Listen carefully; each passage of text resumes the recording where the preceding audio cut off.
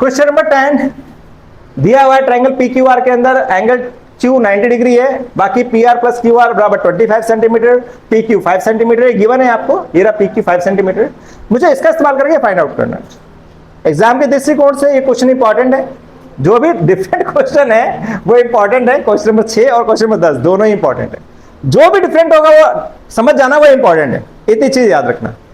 तो समझते इसको करना है कैसे, हमें सिर्फ दे रखा है पी क्यू 5 सेंटीमीटर। अब ये दोनों साइडें हमें नहीं पता, अब ये दोनों साइडें कैसे निकलेंगी, इसको निकालते हैं। मैंने कहा कि इन दोनों का टोटल 25 है, इन दोनों का टोटल 25 है, तो सीधी सी बात है, अगर ये x सेंटीमीटर मान लिया तो हो जाएगा 25 माइनस एक्स, क्या होगा, यही तो होगा भैया, सीधी सी बात है। अगर ये 5 है तो कितना होगा 20, और अगर ये 7 है तो कितना होगा, 25 में से 7 गए 18, यही तो होगा ना। तो माइनस करके निकल जाएगा, जितना भी एंगल है 25 में से माइनस कर देंगे, निकल जाएगा। अब x की लैंग्वेज में हमने इसको x की लैंग्वेज में हमने मेजरमेंट तो निकाल लिया, लेकिन x को लेकर सॉल्व तो कर नहीं सकते, यानी पहले हमें x फाइंड आउट करना पड़ेगा। अब x को फाइंड आउट करने के लिए क्या करना पड़ेगा, पाइथागोरस थ्योरम। मैं समझ गया यार, बाय पाइथागोरस थ्योरम, ये तो क्लियर होगा कि भाई पाइथागोरस थ्योरम लगनी है नहीं।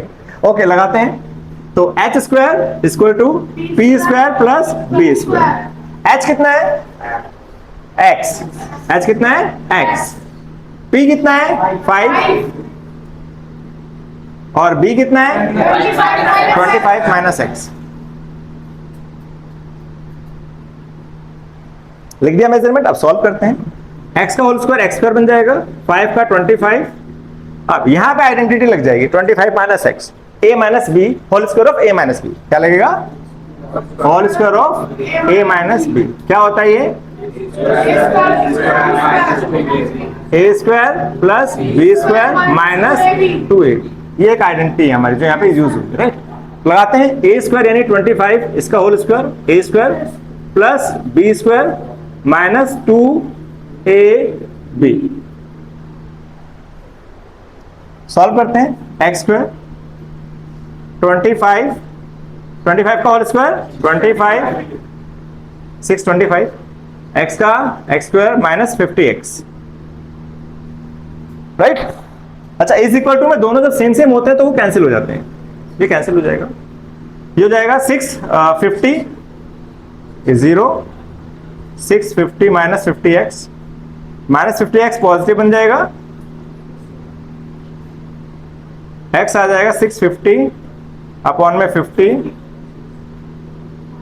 13, कितना आ गया, यानी कि पी आर कितना आ गया मेरे पास 13 सेंटीमीटर, और क्यू आर कितना हो जाएगा, अब क्यू आर कितना हो जाएगा 25 माइनस 13, कितना हो गया 12 सेंटीमीटर। तो अब इसको मैं हटा देता हूं, यहां मैंने लिख दिया 13 और इसको हटा दिया, यहां लिख दिया मैंने 12। ये आपकी सहूलियत के लिए लिखा जा रहा है, ताकि आपको क्वेश्चन सॉल्व करने में प्रॉब्लम ना हो। आप पेपर में मत मिटा के लिख देना भाई इसे इरेज कर दिया और लिख दिया 13 और लिख दिया 12, वहां एक्स ही रहने देंगे, ये मेजरमेंट लिख देना है यहाँ पे, एग्जाम में नहीं करना है, समझाने के लिए करा है मैंने यहाँ पे। अब मुझे फाइंड आउट करना था साइन पी, क्या फाइंड आउट करना है, साइन पी, ये रहा पी, सोच समझ के आंसर दीजिएगा। साइन पी कितना होगा, इसके लिए सबसे पहले मैंने तरीका क्या बताया, सबसे पहले साइन का फॉर्मूला याद करिए। साइन का फॉर्मूला क्या है, पी अपॉन में एच। तो P के हिसाब से साइन क्या है, P क्या है 12 और H क्या है 13, 12/13 cos P B अपॉन में H, B अपॉन में H, B कितना है इसके हिसाब से B 5 अपॉन में 13, 5 अपॉन में 13 tan P अपॉन में B, P अपॉन में B 12/5। Is it clear?